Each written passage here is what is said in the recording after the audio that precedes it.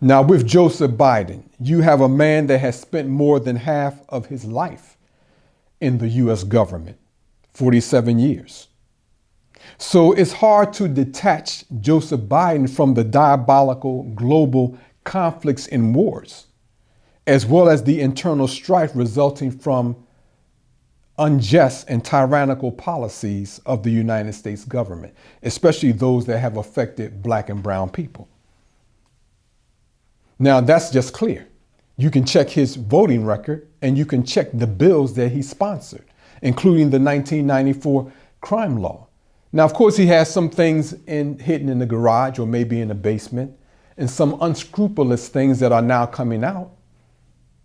But that just means, it just adds or solidifies the fact that you have been dealing with a corrupt politician, career politician. Now, again, that's not throwing stone. His own record proves that. And the lives of our community proves that as well. Well, since many U.S. citizens, Black in particular, were born in the 1990s, we want to provide a synopsis of what this atrocious 1994 crime law was all about. Because you come up and all you know is that your father was in prison, and your buddy's father was in prison, and your neighbor's father was in prison, and you go across the street. In your community, you may have 1 or 2 families out of 10 that have fathers in the home. The rest are incarcerated along with their brothers. So your uncles are in prison too. You don't know why. You blame it on them. So you're quick to rush to vote for your worst enemy because nobody has taken you down memory lane to inform you of what your life has become because your father was thrown in jail.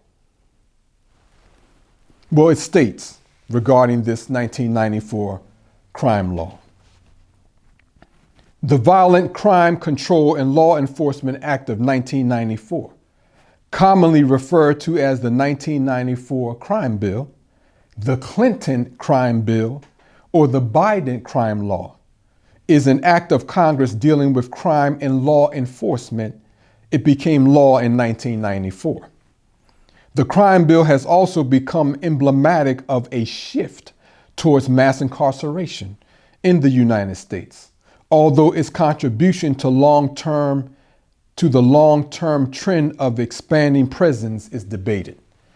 Well, who are the debaters? Rich white analysts that's on C-SPAN? No, it's no debate in the Black community, where our fathers and uncles have been shipped to rural areas where these private prisons are. Let's continue. The Justice Policy Institute stated in 2008 that the Clinton administration's tough on crime policies resulted in the largest increase in federal and state inmate populations of any president in American history. Now, according to several reports that assess the aftermath of the crime law, which is still underway, Black and brown communities were devastated, some never to rebound. See, Caucasian people, it's easy for you to say, when a Black young person come up and talk about what the injustice against them, it's easy for you to say, well, I didn't have nothing to do with that, but your father did. Your grandfather did. If you deny my father and grandfather the opportunity for self-determination because of your injustice and your tyranny and oppression, then you have robbed me as his child of opportunities which otherwise would have made me more productive and better situated. So you don't get a buy on this one, and the scriptures don't give you a buy at all. God says that he will bring down his judgment on the children of those who enslaved his people. And again, so-called Negroes and your friends may forget and forgive, but the prophecies tell you what God is going to do. And it doesn't seem like a good outcome for the United States nor for Caucasian people. I'm just giving it to you straight as a divine warner. And I'm enjoying it too. God don't have to twist my arm to do what I'm doing. I'm born to do it, and I'm doing it with the same kind of compassion that the Honorable Louis Farrakhan has also demonstrated, to try to save your behind from God's total destruction.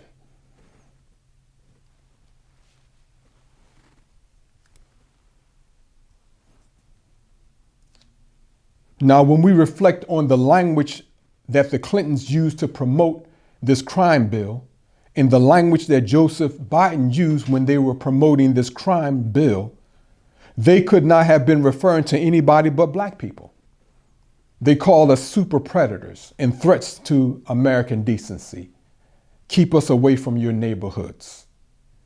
Meanwhile, the stock exchange started putting prisons on it so people could invest. Not black people, white people invested who have money in the prison industrial complex. So you're complicit in this bill.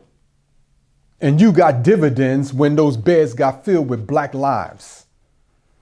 I'm telling you, you will not escape what God has for you. Now you can look in the mirror and you can convince yourself that you're exonerated or you had nothing to do with any of this. But I just showed you why you have much to do with it.